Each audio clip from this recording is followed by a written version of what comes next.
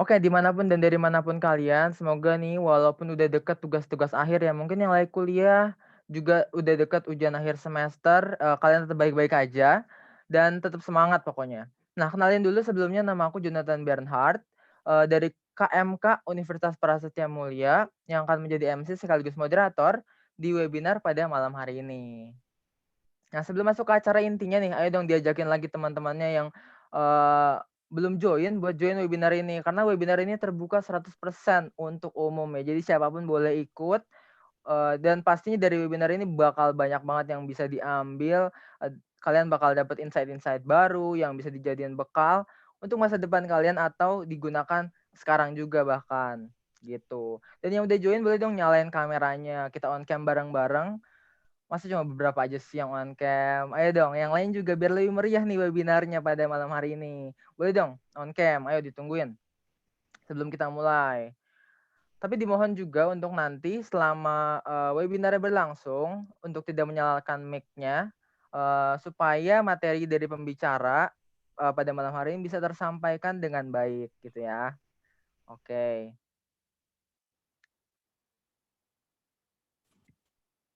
Oke, sepertinya, Romo Harisnya sudah masuk ya. Pembicara kita pada malam hari ini sudah bergabung, mungkin, aku sapa dulu. Selamat malam Romo Haris.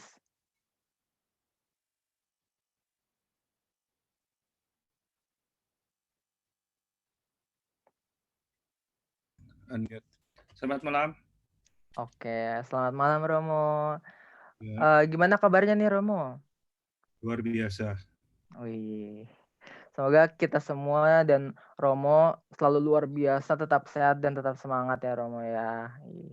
Oke, sebelum Ya, kita mulai, marilah kita buka dulu rangkaian acara pada malam hari ini dengan doa pembuka yang akan dipimpin oleh Falmai Teruna. Pada Falmai dipersilahkan.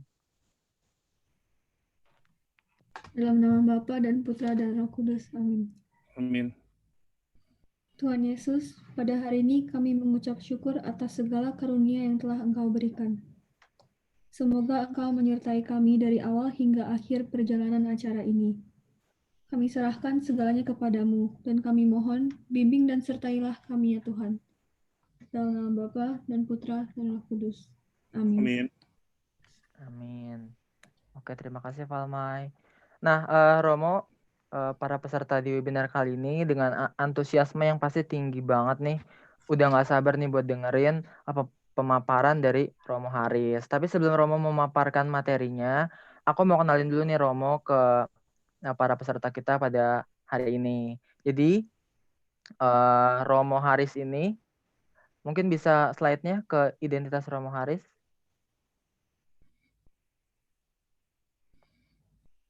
Baik. Jadi pembicara kita pada malam hari ini adalah Romo Yohanes Haris Anjaja OSC. Romo Haris ini lahir di Bandung tanggal 11 Juni tahun 1971, menerima sakramen tabisan di Kapel Santa Helena, Pratista, tanggal 4 Juni 2001. Pernah bertugas di Rumah Retret Pratista tahun 1998 sampai tahun 2011. Lalu di Paroki Santo Joseph Tebing Tinggi, Keuskupan Agung Medan tahun 2011 sampai 2013. Lalu di Paroki Kristus Raja Karawang, Keuskupan Bandung dari tahun 2013 sampai 2017 dan bertugas di Paroki Santa Monica Serpong dari tahun 2017 sampai sekarang. Nah, aku sekali lagi mau ngucapin selamat datang ya Romo Haris dan terima kasih banget udah mau meluangkan waktunya untuk sharing nih bareng kita pada malam hari Ya, ini. Terima kasih ya Romo. Nah, boleh. udah nggak sabar banget kan pasti langsung aja yuk untuk Romo Haris. Silakan Romo, waktu dan tempat dipersilakan untuk mempresentasikan materinya. Baik. Selamat malam teman-teman semuanya. Malam Romo. Eh, saya Romo Haris. Saya akan sharing sedikit tentang pacaran dan tentang perkawinan beda agama. apa dan seperti apa sih, kita ikuti saja. Setelah pemaparan saya baru ada tanya jawabnya ya. Oke, Mungkin Romo. bisa slide berikutnya bagaimana kita trik pacaran yang sehat dan aman. Pacaran, ingat, karena pacaran itu belum sah secara legal, baik secara agama maupun secara negara, maka kita harus punya hal yang baik, triknya bagaimana kita bisa berpacaran yang sehat dan aman. Ini teori ya. Kenapa? Karena yang nanti melaksanakannya adalah kalian semuanya. Next. Semoga Allah memberikan ketabahan dan penghiburan kepada manusia, menolong kalian untuk hidup dengan sehati, masing-masing dengan sikap Kristus terhadap satu sama lain. Ini yang menjadi pegangan kita dalam relasi berpacaran. Seperti apa? Seperti inilah supaya kita hidup sehati seperti Kristus terhadap satu sama lain. Kenapa? Karena kita menghargai bahwa sesama pacar itu sama-sama manusia yang harus sama-sama dihargai satu sama lain. Next, bagaimana kita wajar berpacaran itu? Kewajaran dan kemesraan. Dalam pacaran harus ada yang wajar dan harus ada mesranya. Berarti apa? Tetap romantis meski menjaga sikap mesra agar tidak vulgar. Kenapa? Karena hidup bukan hanya untuk pacaran, tetapi fokus pada pekerjaan saat ini. Sebagai mahasiswa, ya pekerjaan kalian saat ini adalah belajar, belajar, dan belajar sampai selesai nanti. Kenapa? Dalam permasalahan pun harus ada sikap romantisnya. Kalau nggak ada romantis, biasa-biasa saja, itu bukan berpacaran, namanya jalan bareng aja. Tapi yang romantis ini juga tidak terlalu vulgar. Ada batasan-batasannya. Seperti apa sih batasan-batasannya? Nanti kita lihat di slide-slide berikutnya. Kemudian juga dalam berpacaran kita harus tahu tempat dan waktunya. Next.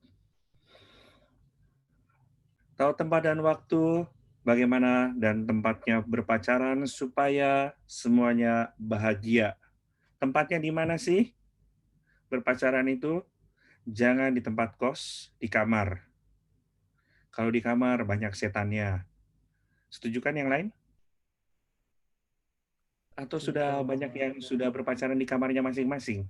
Di tempat kos atau di apartemen ataupun di mana ya? Kalau di daerah BSD itu di daerah studio, saya lupa lagi. Kemudian juga tahu waktunya. Waktunya pacaran adalah waktu di saat kalian tidak sedang kuliah. Jangan berpacaran tentunya waktu kuliah, itu namanya ngaco. Dan waktu yang paling tepat adalah waktu di luar. Waktu kuliah, terutama paling tidak cukuplah pacaran seminggu sekali di hari Minggu. Juga selain tahu tempat, tahu waktu, tentu juga kalian berpacaran jangan di tempat-tempat yang bisa mengundang macam-macam, dan waktunya pun jangan terlalu malam. Ada batasnya, ada waktunya. Waktunya jam berapa? Tanya saja kalau misalnya di tempat kos, ada bapak kosnya atau ibu kosnya, tanya waktunya jam berapa. Ada waktunya. Jangan keterusan. Kalau biasanya kalian pacaran sampai jam berapa? Coba ada yang saya bertanya, ada yang jam berapa kalian pacaran? Jam Ya terakhir? pacar, Romo. Belum punya pacar? Yalah, mana mungkin. Jonathan. Belum punya pacar, Romo. Masih single. Yalah, masa semuanya belum punya pacaran? Apa kata dunia? Coba kalau Agnes? Agnes? Belum punya juga, Romo. Aduh, belum punya juga, kasihan sekali nih semua yang datang di sini ternyata belum punya pacar. Ada 45 orang belum punya pacar semuanya. Kasihan sekali apa kata dunia. Iya, kalau belum punya pacar, nantilah. Pokoknya lihat dulu berikutnya. Jadi kita harus tahu tempat, tahu waktu, tempatnya di mana, terutama kalau kita berpacaran ada di tempat-tempat umum. agak umum supaya orang-orang tahu bahwa kita sedang berpacaran, bukan show off, tapi menjaga hal-hal supaya tidak terjadi hal-hal yang diinginkan oleh pacar maupun oleh dirimu sendiri. Dan waktunya jelas, jangan terlalu malam, jangan terlalu subuh juga. Yang normal-normal saja ketika mata kita masih terbuka. Kalau sudah merem namanya tidur. Next, kita juga harus tahu punya prioritas. Dalam pepacaran, kenali kewajiban pokok dan utama, bagi waktu dengan baik. Kewajiban pokok kalian dan yang utama dan terutama adalah sebagai mahasiswa tentunya belajar sampai nilai kalian maksimal. Kemudian juga berpacaran jangan sampai mengganggu, melainkan mendukung tujuan utama hidup. Kalau sudah mengganggu kewajiban pokok dan utama, berarti pacaran sudah tidak sehat, lebih baik bubar. Sadis memang, tapi biarin aja. Kemudian juga, walaupun kita udah punya pacar, tetap mandiri. Jangan semuanya tergantung si dia. Masa mahasiswa tergantung sama pacarnya? Apa kata dunia juga? Apalagi mahasiswa Prasmul, semuanya dituntut untuk hidup mandiri. Dan sebagainya. Jadi, kita harus memperhatikan juga kepentingan orang lain, jangan hanya kepentingan diri sendiri. Next, perhatikanlah kepentingan orang lain, jangan hanya kepentingan diri sendiri. Ini dari surat Paulus kepada umat di Filipi, bahwa kita juga perlu memperhatikan kepentingan pacar lo. Apa pacar lu tugasnya apa dan lain-lainnya. Kecuali kalau sudah bekerja juga jangan sampai mengganggu pekerjaannya. Kalau masih sama-sama mahasiswa, tentunya kalian juga harus tahu bahwa dia pun punya tanggung jawab yang lain juga. Bukan hanya sekedar mikirin pacarnya. Coba saya ingin bertanya, apakah kalian, siapa yang sudah pernah berpacaran di antara 47 orang ini? Coba ambaikan tangan, Joshua dilihat. Siapa yang sudah berpacaran? Kalau enggak saya kutuk semuanya nggak punya pacar loh. Kalau yang nggak jujur. Mati dong. Jangan Coba-coba, dong. Jos. Iya, siapa yang sudah pernah pacaran? Coba lambaikan tangannya. Nggak bisa ya pakai ini, pakai lambai tangan ya? Bisa kan? Lewat Jomblo reaction 8 mungkin ya. atau Reaction di malu-malu. bagian bawah Zoom.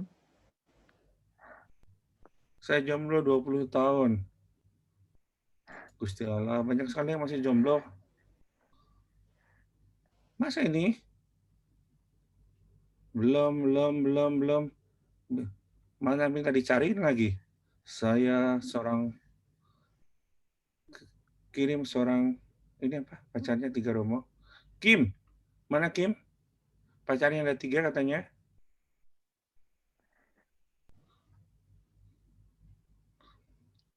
Felicia ada, Felicia? Iya, Beda agama. Romo. Mana Felicia? Iya, Coba Felicia, ceritakan pacarmu bagaimana? biasa Singkat, saja, Romo. ya mulanya biasa-biasa saja, bukan? Akhirnya Iya. luar biasa. Apakah memperhatikan juga kepentingan pacarmu? Kenapa, Romo? Mempentingkan juga kepentingan pacarmu?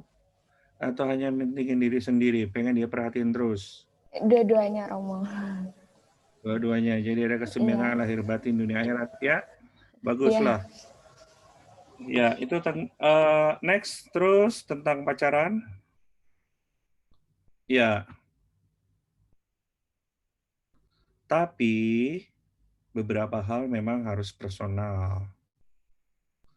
Jadi privasi dan personal, pamer hanya menurunkan rasa hormat, tapi ingat saya tadi yang di publik itu supaya misalnya di tempat-tempat publik itu misalnya kalau di tempat kos ya di ruang tamunya.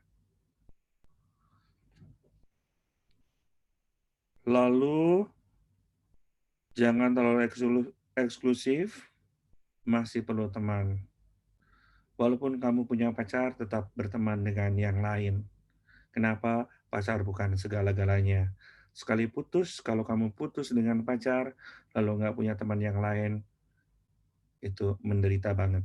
Tapi yang paling penting adalah, walaupun punya pacar, tapi ingat bahwa kamu pun masih harus berteman dengan yang lain, bersahabat dengan yang lain. Be honest dan true, bukan status palsu. Jangan di depan publik dalam arti menunjukkan keromantisannya dan sebagainya. Tapi yang paling penting adalah tetap ada di publiknya, di tempat publik ketika kalian berpacaran, supaya apa? Supaya setan tidak mengganggu kalian. Biasanya yang tadi udah pacaran di mana aja tempatnya?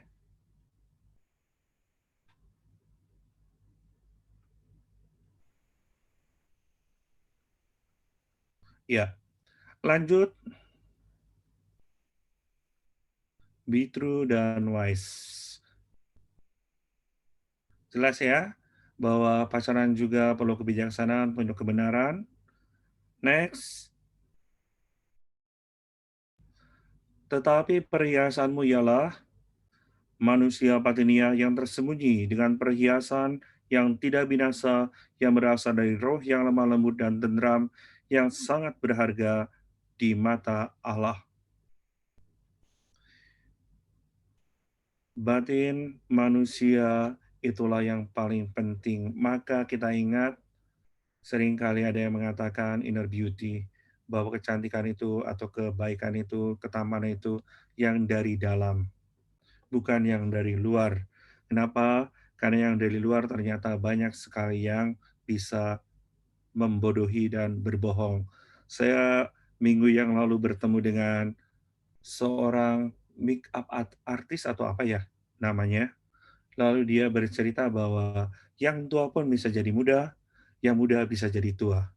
Lalu dia memperlihatkan orang-orang yang pernah di make up yang asalnya hancur, bukan hancur lah, asalnya tua, kira-kira 50 tahun lebih usianya, lalu disulap menjadi sekitar 20 tahunan usianya, kelihatannya. Tapi itu yang hanya kelihatan dari luar. Jadi seperti itu kita harus juga memperlihatkan hal-hal yang lain yang sesuai dengan iman kita, supaya apa? Supaya roh Allah juga tetap membimbing kita sewaktu kalian berpacaran.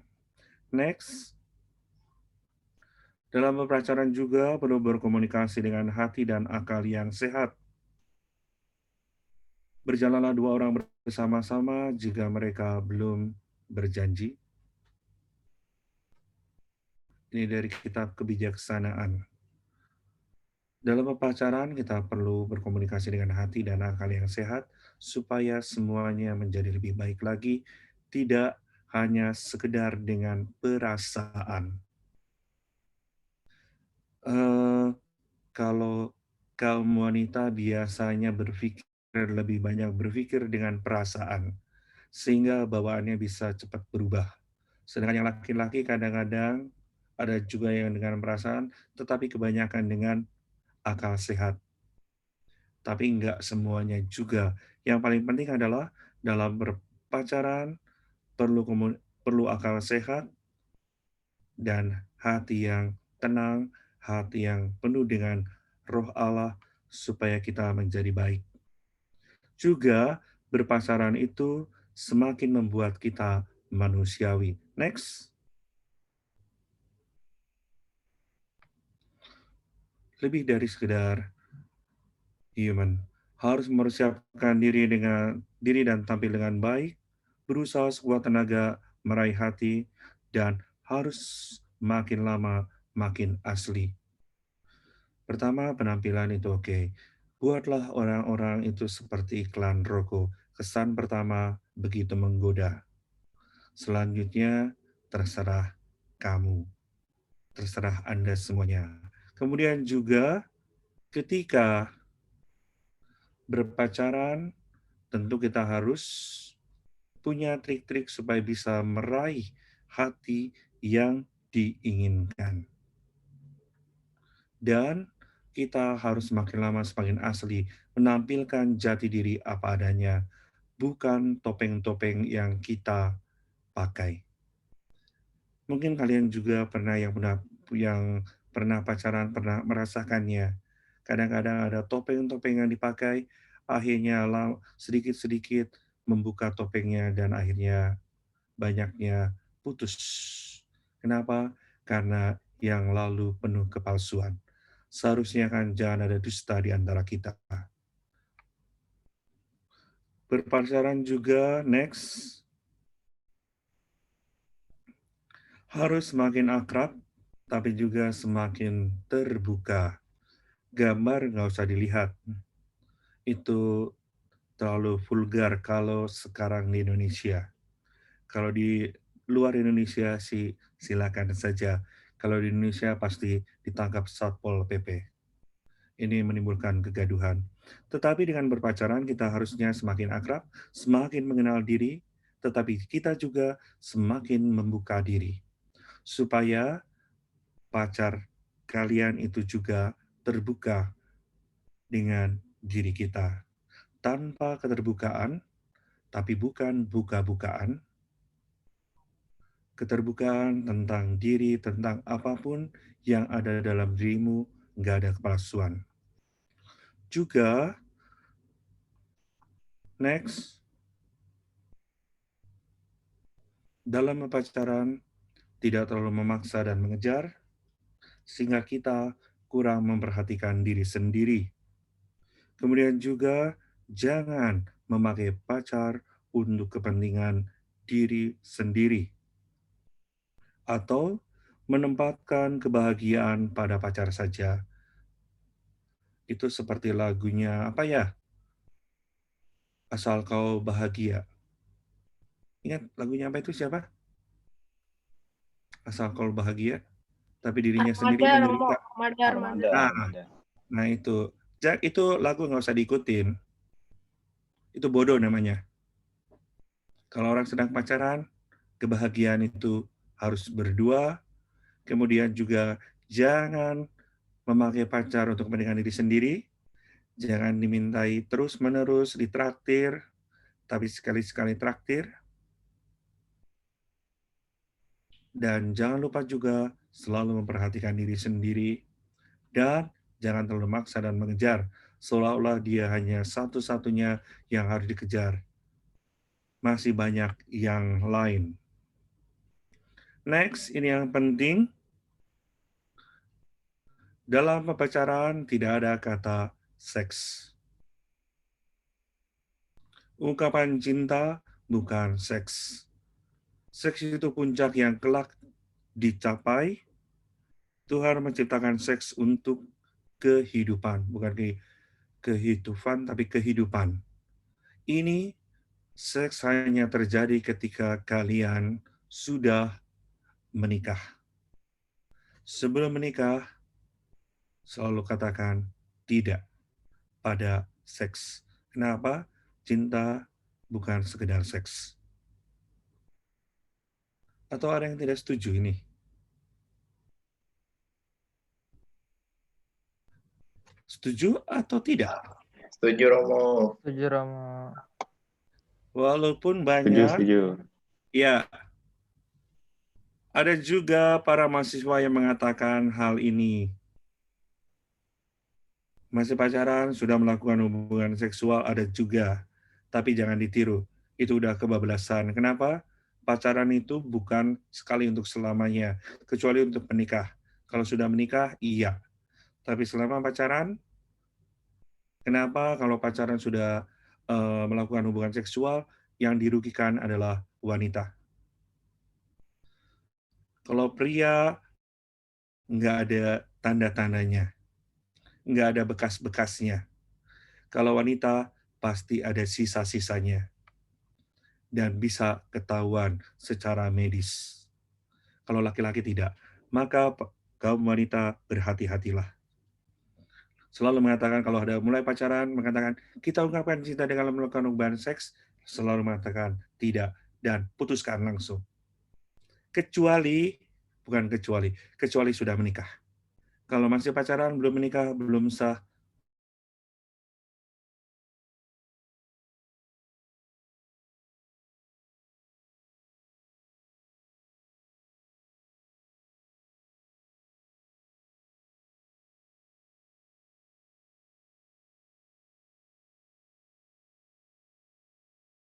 atau karena merasa sudah terlanjur, sehingga dia tidak bisa mencari yang lain, nggak terbuka kepada yang lain. Lalu, kalau sudah melakukan hubungan seksual, ketika menikah nanti jadi masalah juga. Padahal yang laki-laki nggak pernah ketahuan, bukan? Kalau wanita bisa diperiksa, kalau sudah tidak perawan, ketahuan. Kalau laki-laki tidak ada alat pemeriksaannya. Juga selain no sex, next, marilah kita hidup dengan sopan seperti pada siang hari, jangan berpesta pora dan bermabuk-mabukan, jangan dalam perjabulan dan hawa nafsu, jangan dalam perselisihan dan iri hati. No sex and petting. Kenapa? Kalau sudah yang petting sudah mengarah ke arah seks, kadang-kadang banyak orang tidak bisa menahan diri lagi.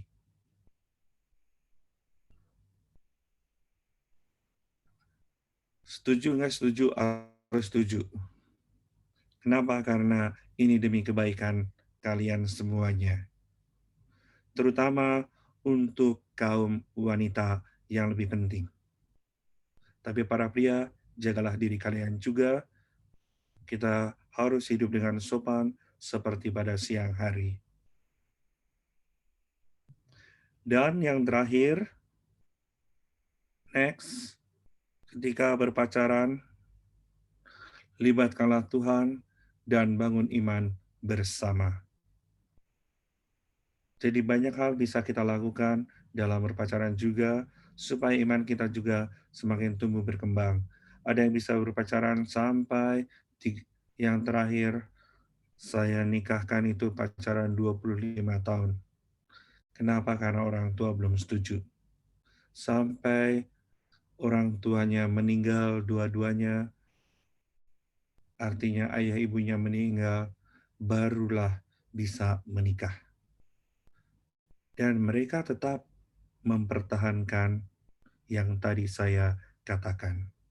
Mereka saling menghargai, saling menghormati. Menikah di usia 50 tahun. Pacarannya sudah sejak masa kuliah dulu. Itu tentang pacaran. Kita lanjutkan slide berikutnya. Tentang perkawinan.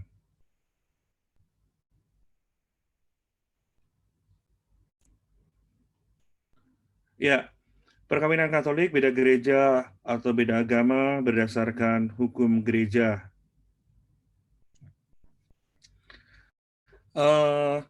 Apa sih tentang perkawinan itu? Next.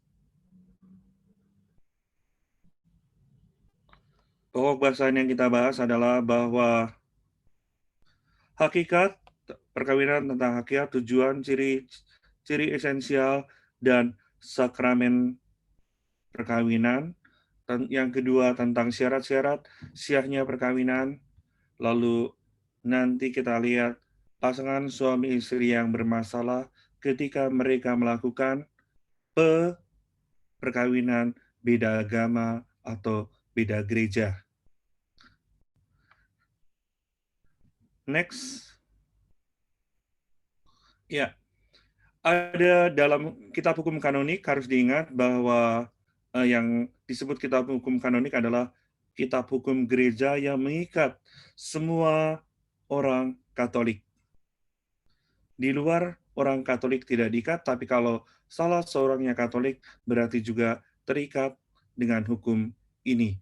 Terutama ini tentang hukum yang berkaitan dengan perkawinan. dari Kanon 1055 tentang definisi dan hakikat perkawinan, objek perkawinan, tujuan perkawinan, dan sakramentalitas perkawinan. Lalu Kanon 1056 tentang ciri-ciri esensial perkawinan, yaitu unitas, indissolubilitas, dan yang kanon berikutnya 1057 tentang kesepakatan yang sah. Next, hakikat perkawinan. Hakikat perkawinan adalah perjanjian feudus, ibarat perjanjian antara Yahweh Israel, Kristus, dan gereja yang tidak dapat ditarik kembali. Sekali berjanji, seia, sehidup, semati. Itu adalah ciri khas hakikat dari perkawinan. Perkawinan adalah suatu perjanjian covenant konsensus yang tidak dapat ditarik kembali. Next. Dari Gaudium et Spes, artikel 48, persetujuan hidup dan kasih suami istri yang mesra yang diadakan oleh Sang Pencipta, dikukuhkan dengan hukum-hukumnya, dibangun oleh janji pernikahan atau persetujuan pribadi yang tidak dapat ditarik kembali.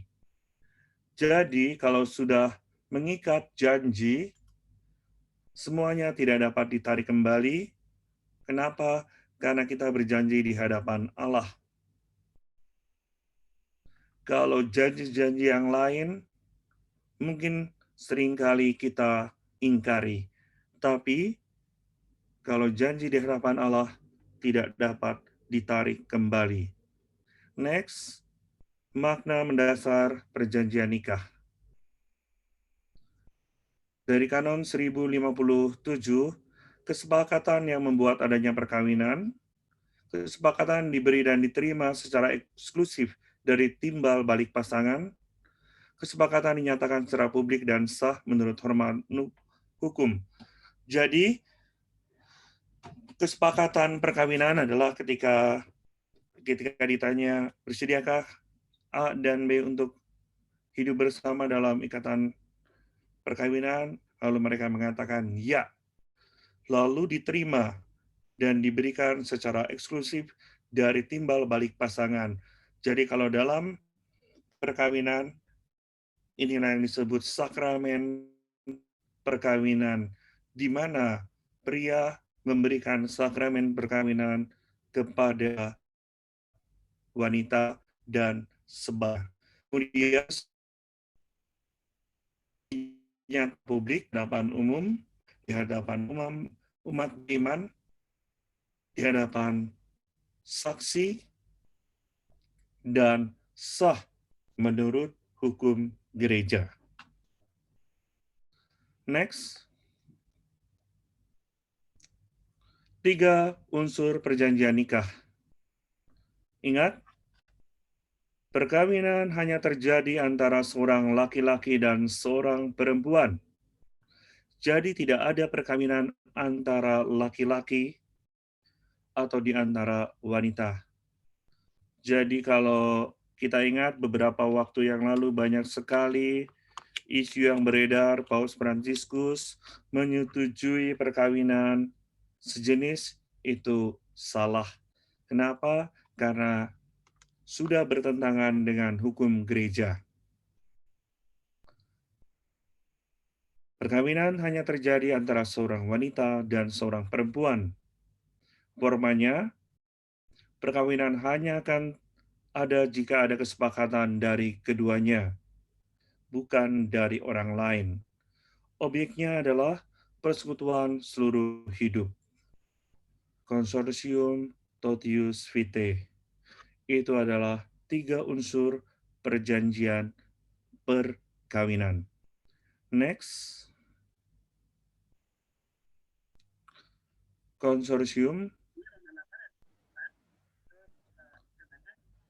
dari kata Yunani, sekrekloris, berarti companionship, partnership, dan friendship. Companion dan ship jadi kum bersama seperti roti, ship, bahtera.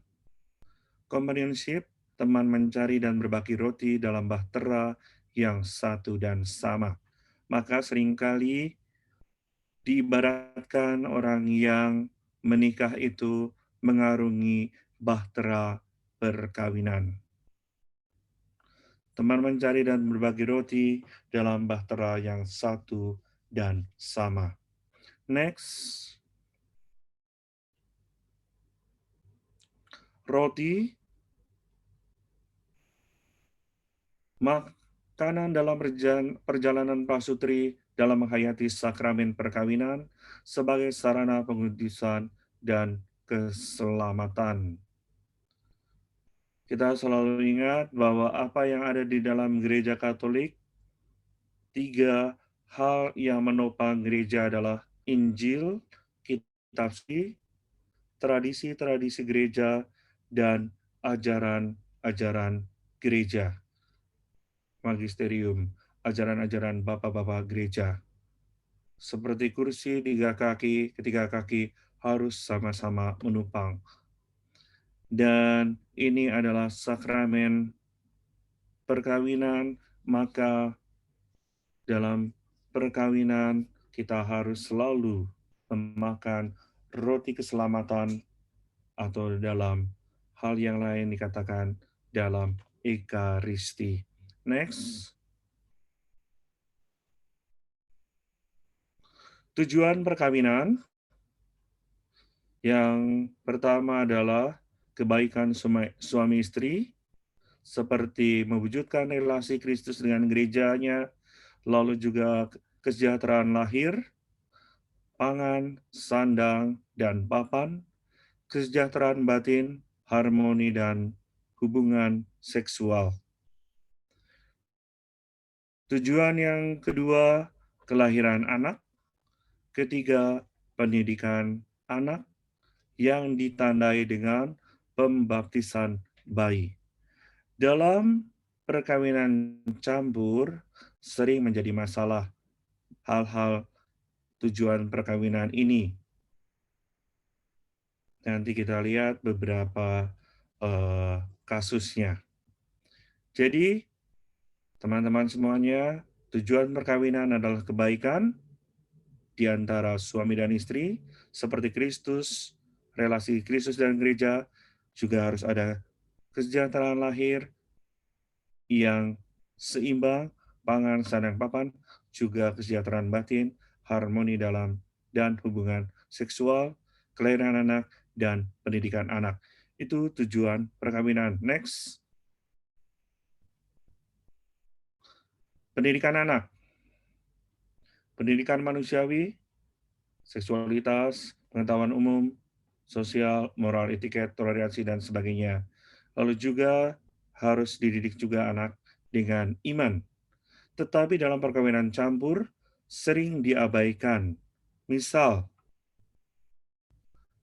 anak tidak dibaptis. Kalau misalnya campur antara yang Katolik dengan non-Katolik, tidak dibawa ke gereja Katolik. Ini masalah-masalah yang akan muncul kelak ketika ada perkawinan campur.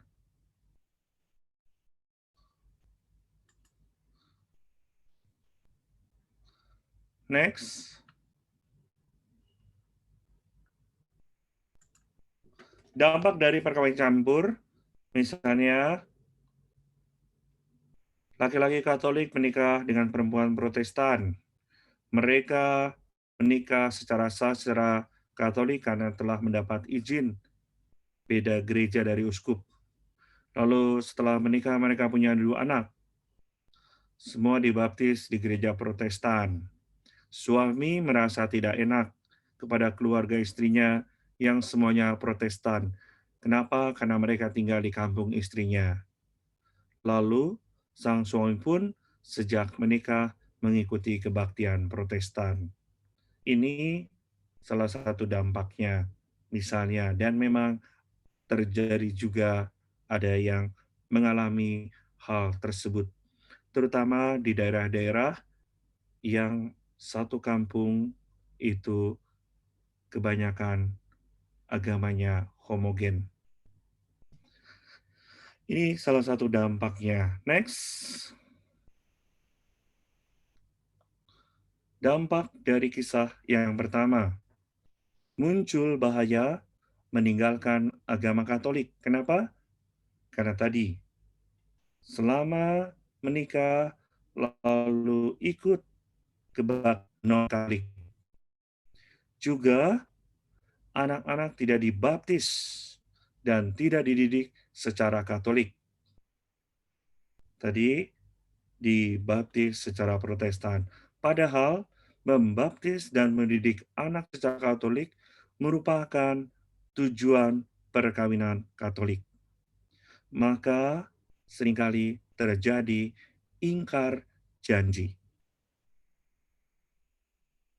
Pada saat kanonik, biasanya semua janji itu dikatakan ia akan ditepati. Tetapi dalam kenyataannya, seperti itulah. Ada pengingkaran janji. Next. Ciri-ciri esensial perkawinan. Kanon 1056, unitas, kesatuan, monogami, hanya satu pria dan satu wanita.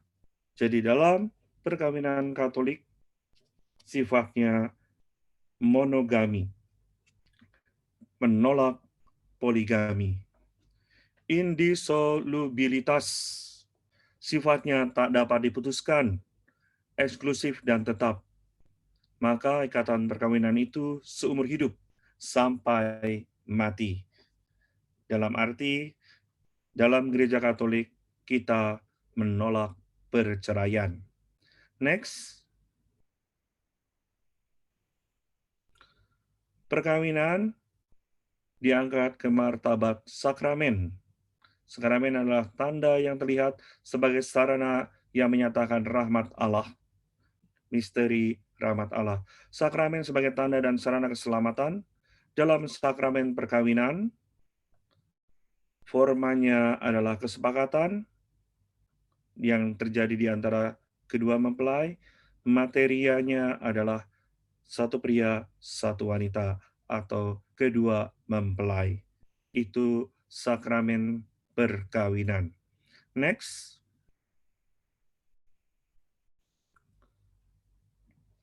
Sakramen selalu didasarkan pada iman, baptisan, dan dihayati dalam tindakan. Perkawinan adalah salah satu dari 7 sakramen. Perkawinan antara orang-orang yang dibaptis oleh Kristus diangkat ke martabat sakramen.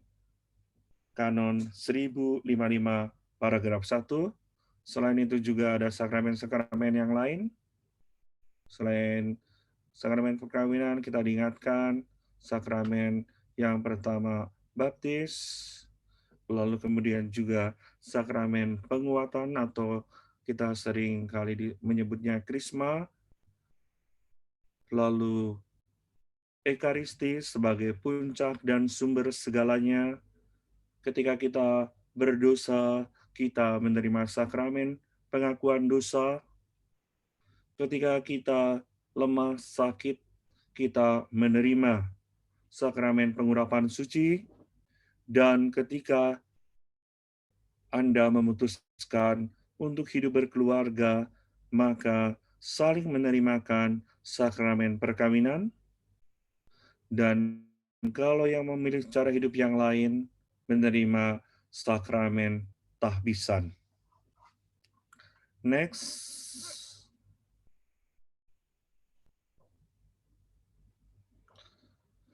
Sacrosanctum Concilium 59, sejajar dengan Kanon 840, 875, 731, paragraf 1, dan sakramen itu menguduskan manusia, mendidik manusia, memupuk, meneguhkan, dan mengungkapkan iman dengan kata-kata dan tanda perbuatan. Ini sekedar mengingatkan tentang sakramen. Next. Dasar kitab sucinya kalian baca sendiri. Dari Efesus 5 ayat 22-23, Matius 19 ayat 3-9, Kolose 3 ayat 12 sampai 15. Kita lihat saja satu. Ada yang sudah ketemu?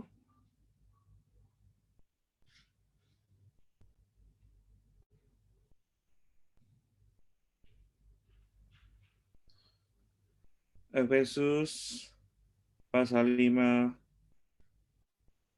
ayat 12 ayat 22 sampai 32.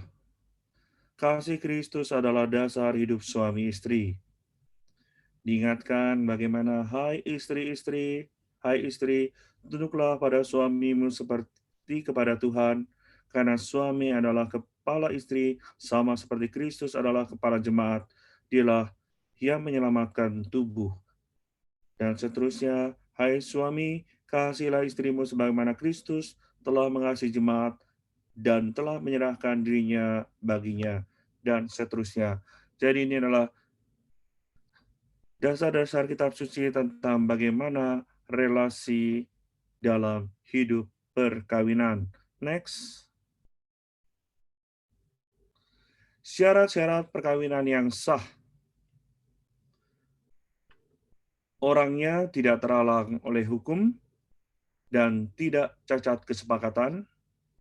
Kesepakatannya benar, bebas, dan penuh.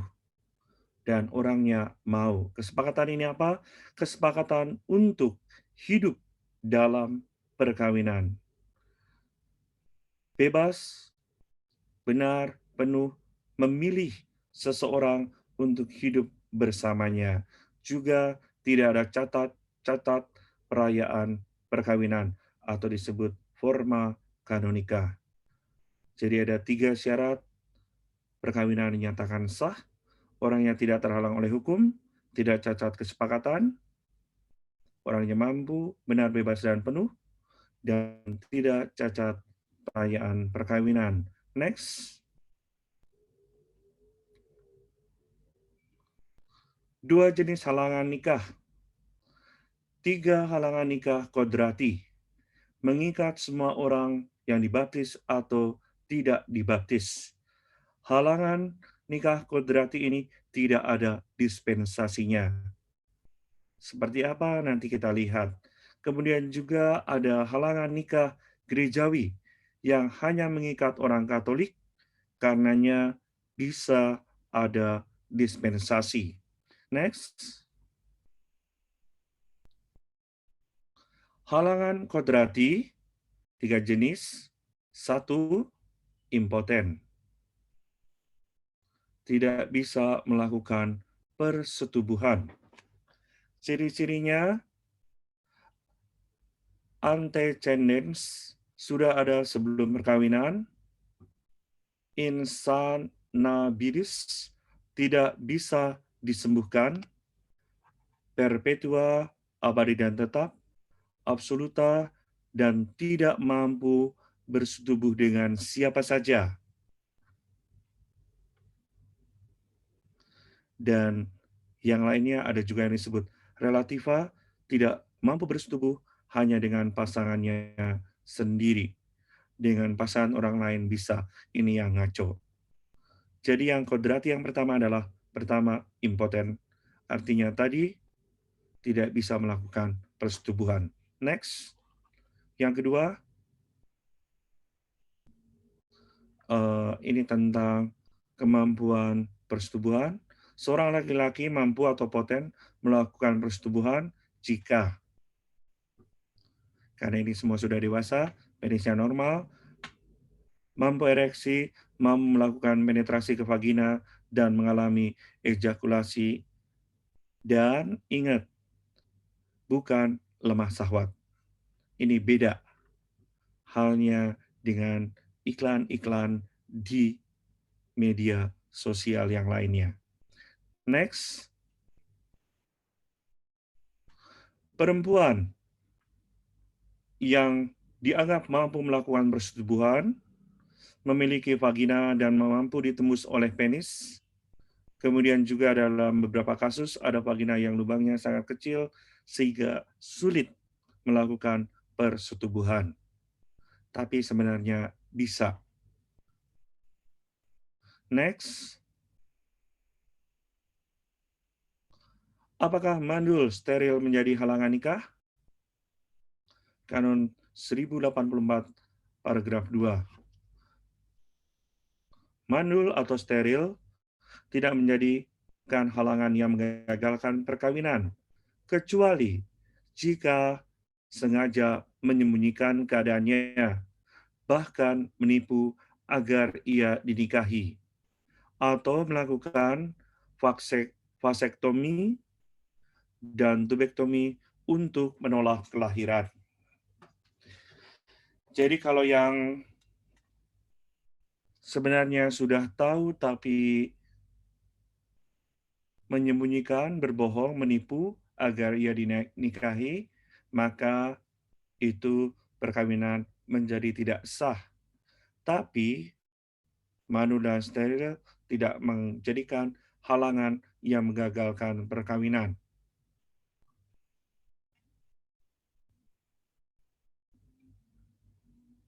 Jadi seperti itu ya. Kalau vasektomi ini dilakukan oleh wanita dengan cara memotong atau mengikat saluran ke ovarium. Sedangkan tubektomi itu saluran sperma penis dipotong atau diikat, supaya tujuannya adalah tidak terjadi pembuahan. Jadi mandul itu tidak menjadi halangan nikah. Yang penting sebenarnya mereka pertama-tama tidak tahu, tapi setelah menikah baru tahu, kecuali kalau yang sudah tahu menyembunyikan, maka perkawinan menjadi tidak sah. Next.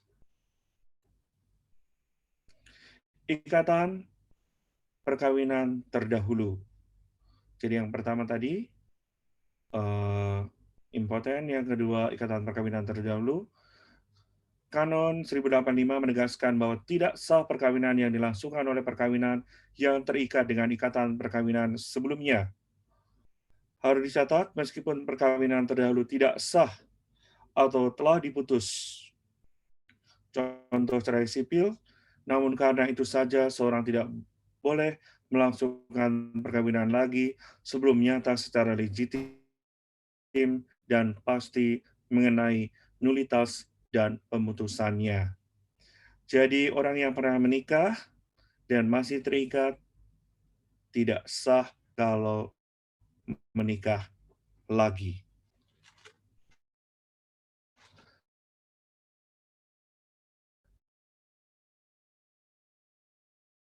Nanti kalau ada pertanyaan,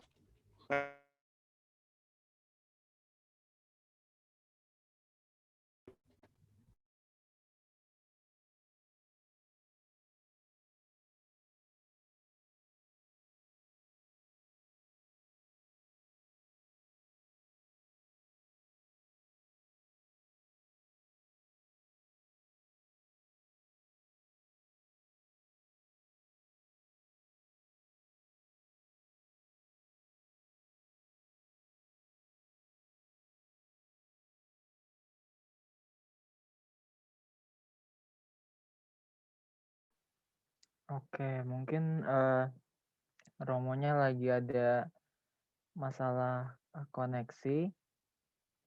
Mungkin bisa nih yang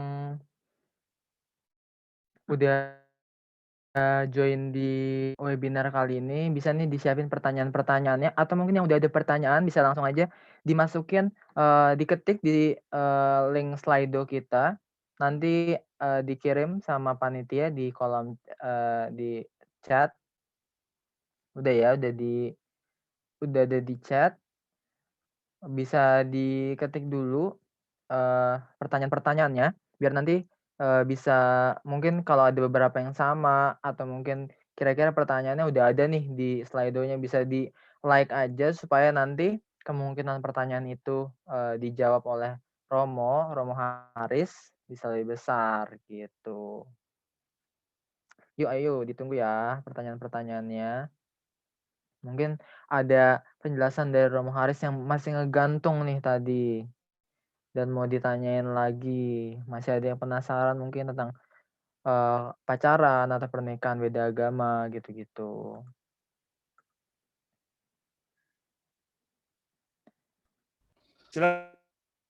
Oke, Romo Haris sudah bisa join lagi, Romo?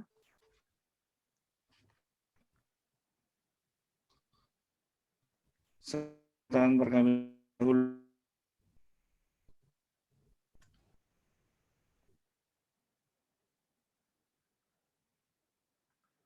Apakah Romo Haris bisa ini?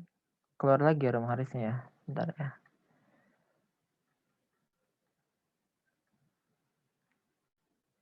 Oke, sepertinya Romo Harisnya masih ada gangguan koneksi. Ya mungkin, kita ngobrol-ngobrol aja dulu kali ya. Kita bahas-bahas dulu nih soal, pacaran beda agama ya. Sebenarnya, udah banyak juga sih yang bahas soal, pacaran atau pernikahan, hubungan beda agama gitu-gitu. Aku penasaran deh sebenarnya kalian kenapa sih mau join webinar ini? Kenapa? Ayo coba dong, ramein kolom chat-nya lagi, kita ngobrol-ngobrol bareng. Kenapa sih kalian mau join webinar pada malam hari ini? Apa penasaran? Atau mungkin lagi menjalani hubungan yang seperti ini? Atau mungkin, gebetannya beda agama nih? Aduh, coba. Oh, ada yang penasaran. Menarik temanya. Mau tahu pernikahan secara Katolik. Oke. Ya, terkadang begitu ya emang ya, gebetannya beda agama. Jadi mau gimana lagi kan, terlanjur sayang gitu ya ceritanya. Terus, pastinya mau tahu kalau di Katolik boleh nggak sih pacaran beda agama? Oke.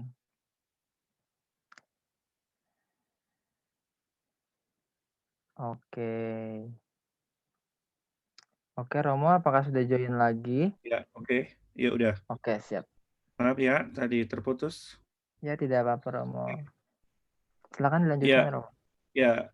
Yang tadi kedua adalah yang halangan nikah kodrati, yang kedua adalah ikatan perkawinan terdahulu.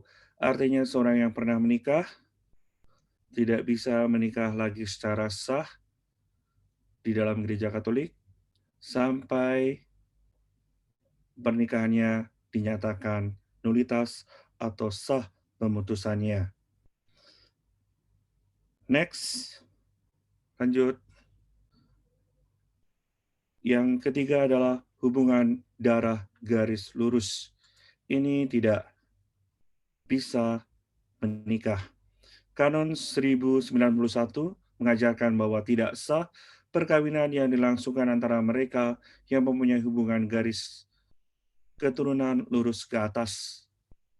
Misalnya, ayah, ibu, anak, cucu, kakek, nenek memiliki garis lurus sehingga tak sah melahirkan perkawinan mereka. Dan gereja melarang perkawinan sedarah atau inses. Ini jadi ada 3 hal yang kodrati, yang tidak bisa ada dispensasinya. Kemudian, next, halangan nikah gerejawi ada 10 jenis. Belum cukup umur, kalau di Indonesia ini Undang-Undang Perkawinan 74, yang sah melakukan perkawinan adalah 19 dan 21. Kalau dalam hukum gereja, kalau tidak salah 14 dan 16. 14 wanita, 16 laki-laki. Halangan nikah gerejawi yang kedua, beda agama. 3, terikat tabisan suci. tabisan diakon, pastor, dan uskup. Keempat, terikat kaul kekal publik kemurnian, bruder, suster yang sudah kaul kekal, ini menjadi halangan nikah gerejawi. Kemudian yang kelima, penculikan, menculik calon pasangannya, dan kejahatan atau krimen. Next, 4 lagi. Hubungan darah menyamping sampai tingkat keempat, yaitu sampai kalau tingkat keempat itu sepupu. Hubungan semena dalam garis lurus, kanon 1500 itu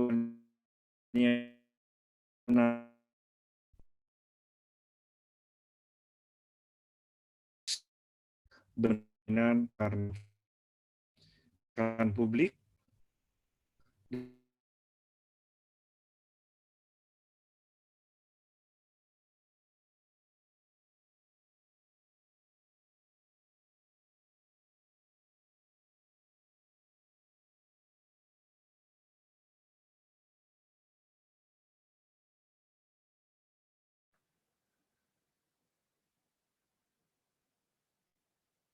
Halo Romo. Oh, oke. Sepertinya Romonya sedang bermasalah koneksinya. Oke, kita tunggu sebentar ya. Mohon maaf ya teman-teman atas ketidaknyamanannya. Sepertinya, oke, kita tunggu sebentar lagi. Boleh ya, mulai dari sekarang diramein slido.com-nya biar pertanyaan-pertanyaannya bisa di voting dan nanti beberapa pertanyaan yang paling tinggi posisinya akan dibahas oleh Romo Haris di sesi Q&A nanti gitu ya. Oke.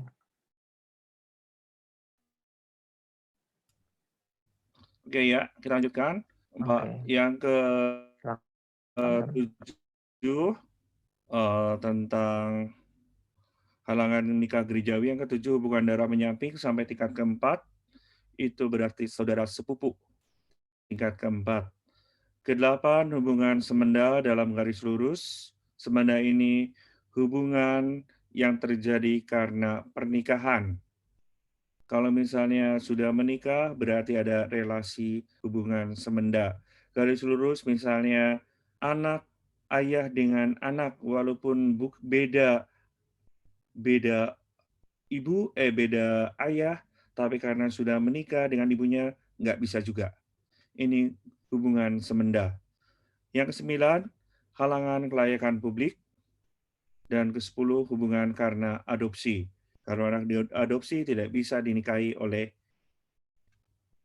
anaknya sendiri, berarti saudaranya sendiri, nggak bisa.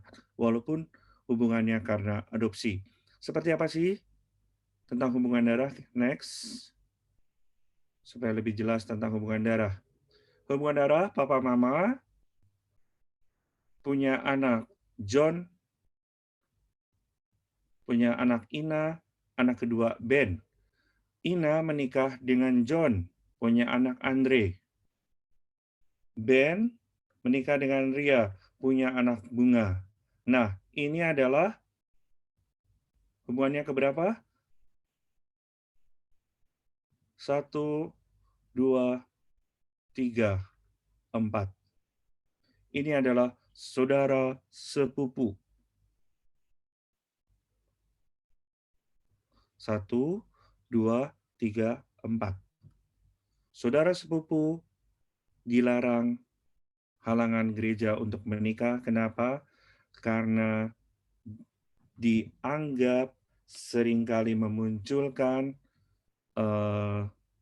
gen-gen resesif yang akan mengganggu kehidupan manusia. Next, ini hubungan darah. Hubungan semenda itu seperti apa sih?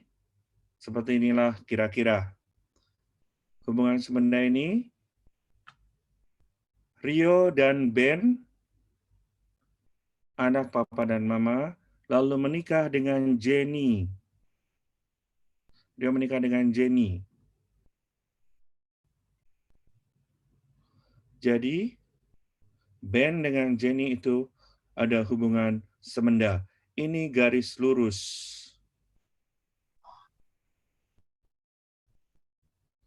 Sehingga kalau misalnya Rio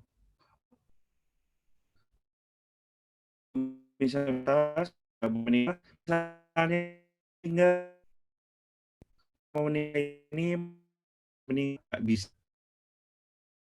karena ini terjadi hubungan semenda garis lurus ayah dan anak, walaupun ini menantunya.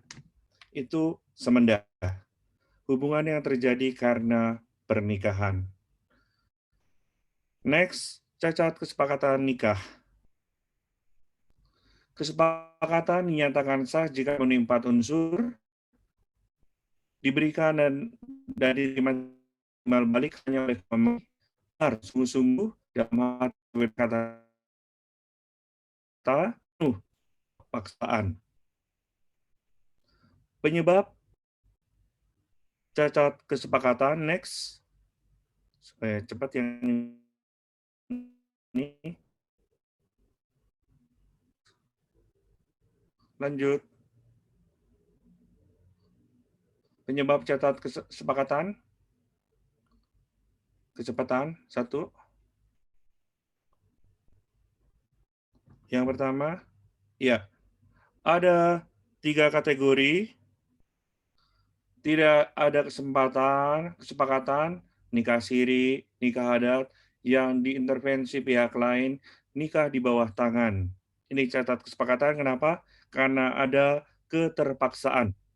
Orangnya tidak mampu memberikan kesempatan, lalu yang ketiga, catat kesepakatan itu sendiri. Next, tidak mampu memberikan kesepakatan, seperti apa? 1, tidak mampu menggunakan akal budi yang cukup. Orang yang gila, orang yang idiot, yang depresi berat, itu tidak bisa memberikan kesepakatan. Next. Cacat berat, grafis defectus, membentuk pandangan, penilaian diskresi mengenai perkawinan berkaitan dengan kewajiban hiki perkawinan, meski diberikan dan terima secara timbal balik oleh pasangan suami istri. Jadi dia tidak bisa memberikan penilaian atau diskresi tentang perkawinan tersebut. Kenapa? Karena ada kewajiban hakiki dalam perkawinan. Next.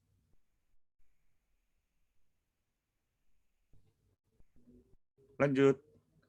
Ini kewajiban hakiki perkawinan, hak dan kewajiban persetubuhan, kelanggengan hak dan kewajiban persetubuhan, eksklusivitas hak dan kewajiban, hak dan kewajiban bersetubuh secara normal dengan cara manusiawi, hak dan untuk dalam hak kewajiban pendidikan rohani anak, hak dan kewajiban membangun hubungan dan eksklusivitas dari hak dan kewajiban atas komunio vitae. Ini kewajiban hakiki perkawinan. Kalau salah satu nggak bisa, berarti ada cacat dalam perkawinan tersebut. Next.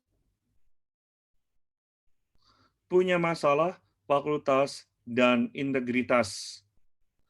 3 fakultas atau kemampuan, akal budi, mengetahui, asti mandi, menilai dan memberikan, elegan menentukan dan kemudian integritasnya dalam akti. Ini yang seharusnya dimiliki setiap orang yang mampu menikah. Tapi ada yang tidak mampu memberikan kesepakatan. Next. Tidak mampu memberikan kesepakatan, Ketiga, Kanon 1059 paragraf 3, keadaan psikis yang mengganggu, menghambat, dan tidak mampu melaksanakan kewajiban hakiki perkawinan. Misalnya, alkoholik, skizofrenia, homoseksual, lesbian, bukan hanya alkoholik atau pencandu narkoba. Ini tidak mampu memberikan kesepakatan. Next, apa itu cacat kesepakatan? Ketidaktahuan, tidak tahu bahwa perkawinan merupakan persetujuan tetap antara seorang laki-laki dan seorang perempuan, tidak tahu bahwa perkawinan terarah pada kelahiran anak dengan suatu kerjasama seksual. Ini ketidaktahuan cacatnya. Next, siapa yang kena halangan ini? Ketidaktahuan biasanya ditemukan dalam diri seseorang yang mengalami keterbatasan perkembangan, masih terlalu muda dan naif, atau mereka yang mengalami pola pengasuhan yang berlebihan. Ketidaktahuan tersebut tidak berlaku bagi mereka yang mengalami masa pubertas. Jadi ini adalah orang-orang yang tidak tahu, orang-orang yang terbatas, yang terlalu dikekang dalam hidupnya. Next, kekeliruan mengenai diri orang. Seperti contoh dalam kitab suci, Yakub mau menikahi Rahel, tetapi yang diberikan kepadanya bukan Rahel, melainkan Lea. Sebenarnya saya mau menikah dengan A, ternyata yang dikasih B. Itu kekeliruan mengenai diri orang.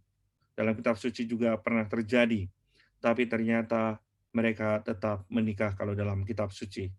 Next, penipuan. Jika seorang mau menipu pasangannya agar memberikan kesempatan perkawinan, membuat perkawinan tersebut tidak sah. Penipuan atau berbohong. Next, kekeliruan mengenai ciri hakiki esensial perkawinan. Orang Katolik menikah dengan seorang Muslim dengan harapan dan keyakinan bisa menikah secara poligami. Ini ngaco. Itu kekeliruan mengenai ciri hakiki esensial perkawinan Katolik. Next, simulasi. Ada jenis simulasi atau kepura-puraan. Simulasi perkawinan sebagian, contohnya salah satu atau keduanya menolak memiliki anak atau menolak pendidikan anak.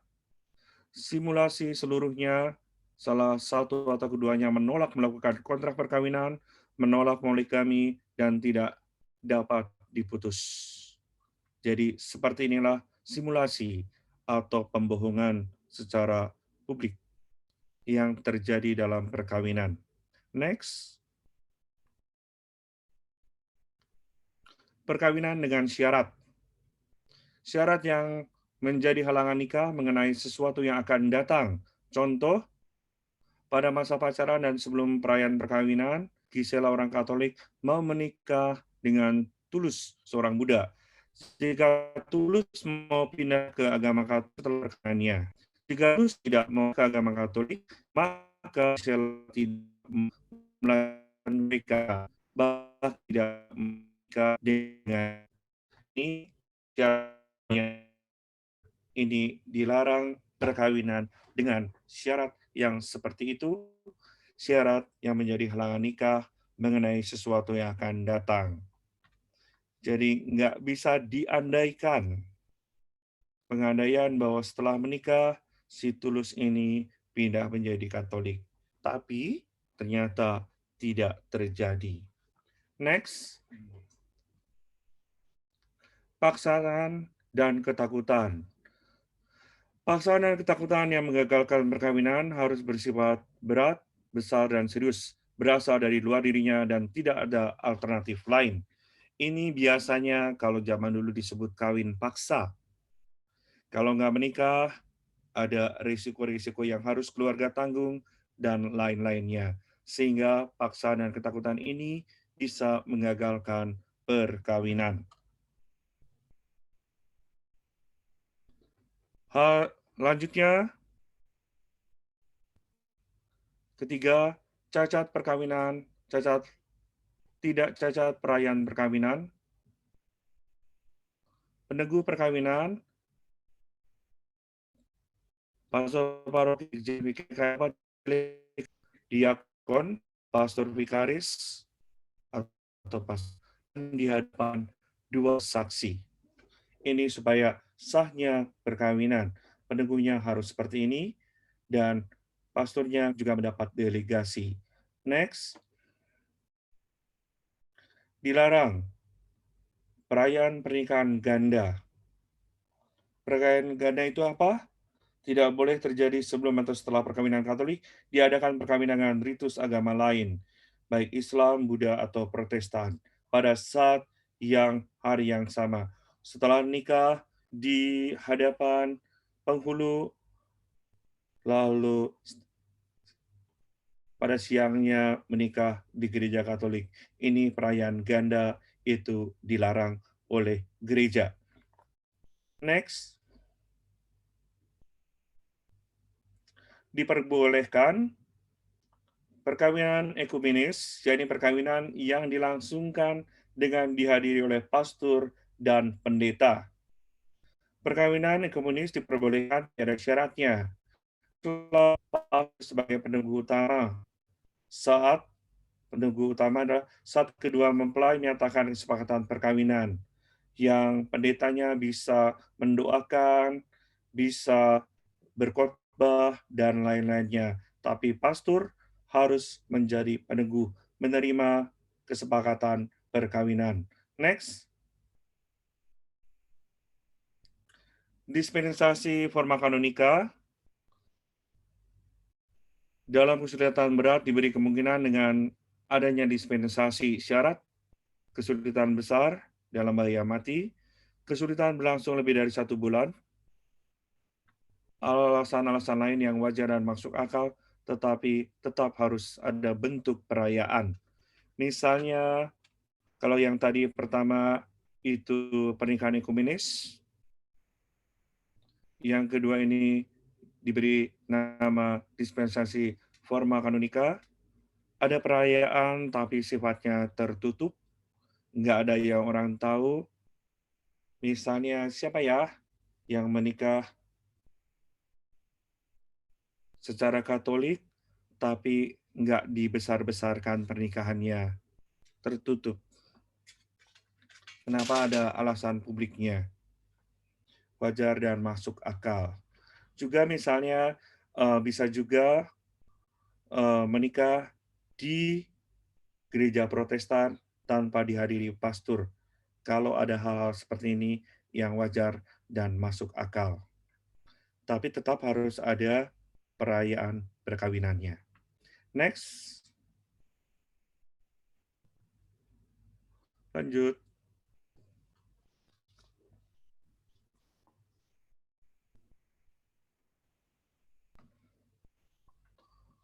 Lanjut. Perkawinan bermasalah. Sejak awal tidak sah. Apakah bisa disahkan? Bisa. Bisa dengan konvalidatio dan sanatio in radice. Kalau perkawinan yang sejak awal tidak sah, asal ada syarat-syaratnya. Apa sih itu konvalidatio? Next. Konvalidatio dasarnya adalah ini, perkawinan yang tidak sah karena terhalang-halangan yang menggagalkan. Tadi ada 10 hal yang bisa menggagalkan, ada halangan perkawinan yang perlu dikonvalidatio. Wajib pembaruan kesepakatan, perkawinan diakui sah sebagai perkawinan sejak konvalidatio. Syarat utama mendapat dispensasi dari organisasi wilayah atas halangan atau halangan tersebut berhenti dengan sendirinya lewat waktu atau perubahan status seseorang. Misalnya, seorang yang menikah beda agama, seorang Katolik menikah di gereja Protestan, itu tidak sah. Lalu setelah berlangsungnya waktu, datang menghadap pastor, lalu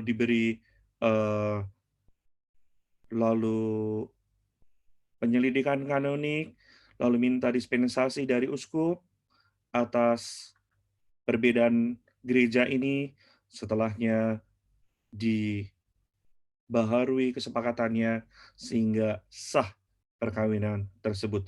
Itu konvalidatio, tapi kedua-duanya hadir. Yang satunya lagi, sanatio in radice. Next. Kanonnya itu penyembuhan pada akar untuk perkawinan yang tidak sah, umumnya beda agama atau beda gereja, tidak perlu dibaharui kesepakatannya. Perkawinan sah berlaku syurut bisa diberikan tanpa sepengetahuan pasutri. Salah satunya, syaratnya perkawinan stabil dan dianugerahkan hanya oleh uskup diosesan. Sanatio in radice ini. Misalnya seorang, tadi seperti saya katakan, pria Katolik, wanitanya Protestan, lalu menikah di gereja Protestan. Wanitanya ini nggak mau di pembaharuan disahkan secara Katolik. Kenapa? Karena anak pendeta. Nanti ribut dan sebagainya. Tapi yang paling penting adalah kalau perkawinan sah, stabil, tetap berlangsung, dan perempuannya juga nggak perlu tahu. Yang paling penting adalah yang pria setelah mendapat sanatio in radice bisa menerima komuni. Seperti itulah kira-kira. Lalu kalau ada masalah, next.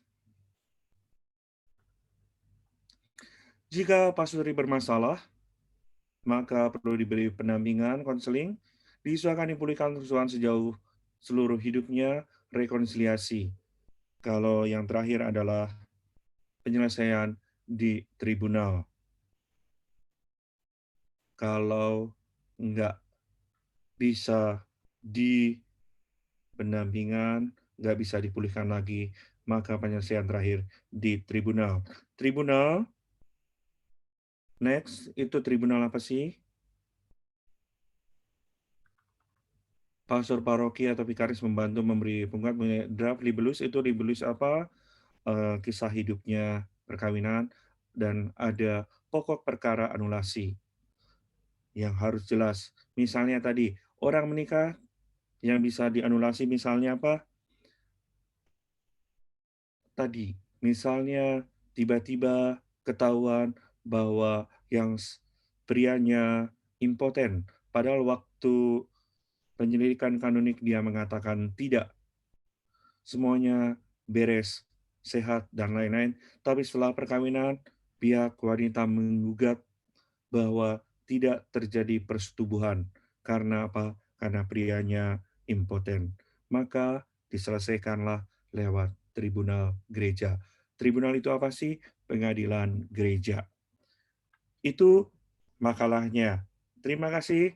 Ada pertanyaan? Silakan. Baik, keren banget ya Romo, makasih banyak. Banyak banget yang bisa dipelajarin nih dari presentasi dan penjelasan Romo Haris tadi.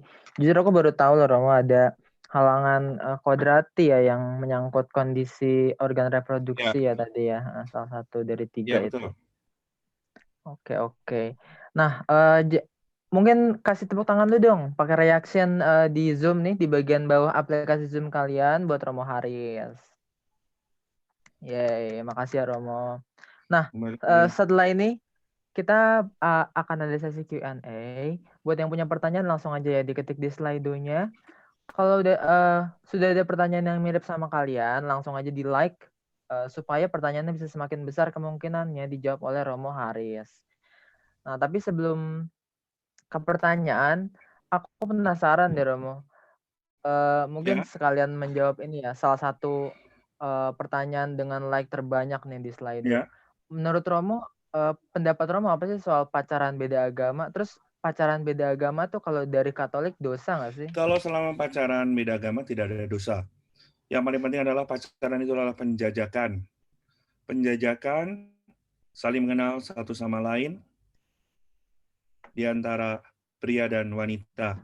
Asal pacarannya jelas antara pria dan wanita. Kalau sudah pria dengan pria atau wanita dengan wanita, udah ngaco itu. Jadi tidak berdosa selama pacarannya tadi seperti saya katakan pacarannya sehat.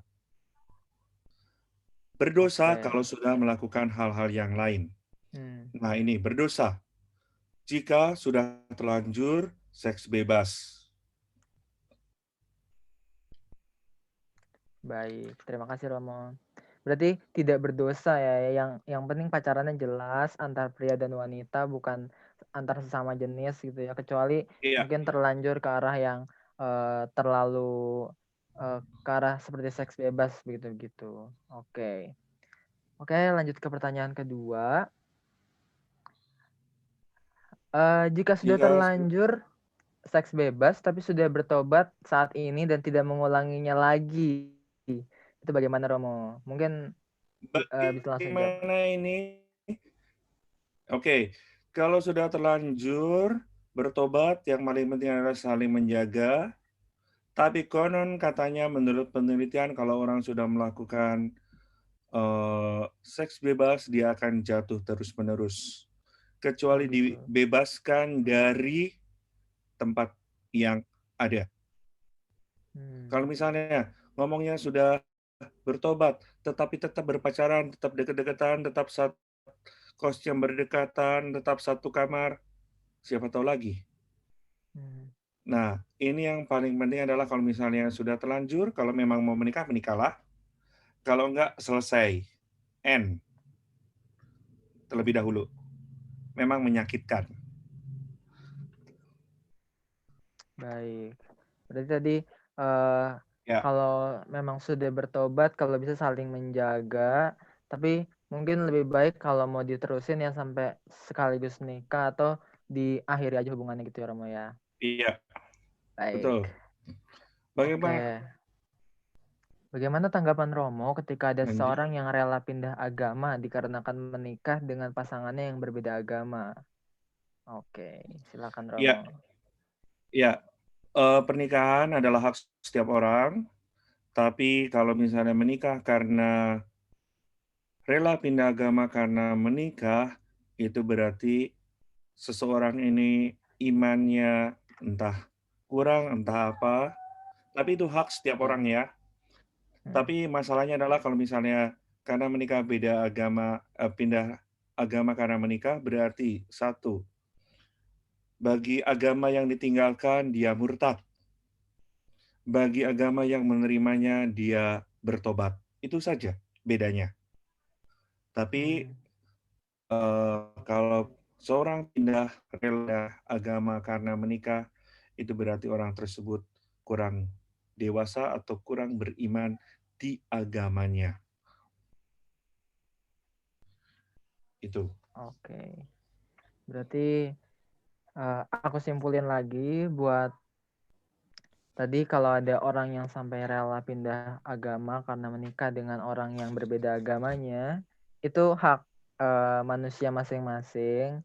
Tapi berarti satu, dia murtad dengan agama yang ditinggalkan, tapi bertobat dengan agama yang barunya dia.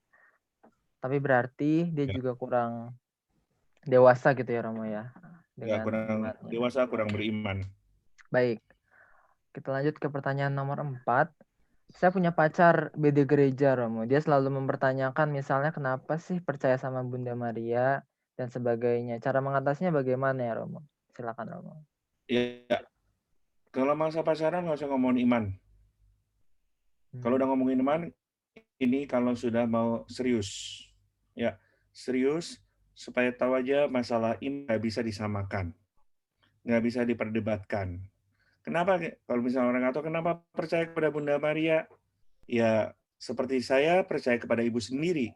Kenapa tidak? Hmm. Demikian juga kepada ibunya Yesus. Nah, bagaimana mengatasinya? Orang yang seperti ini pasti akan merusak iman kita. Hmm. Sebaiknya kalau udah mulai nyerempet-nyerempet yang nggak jelas, kalau kita tidak yakin, tidak percaya, putusin. Oh gitu. Ganti. Ya. Hmm. Kenapa? Karena kalau misalnya kita bicara iman, nggak akan nyampe. Yang saat orang Katolik percaya saya dan ya satu, tapi dalam Al-Quran itu ada surat Al-Maryam. Al-Maryam ya.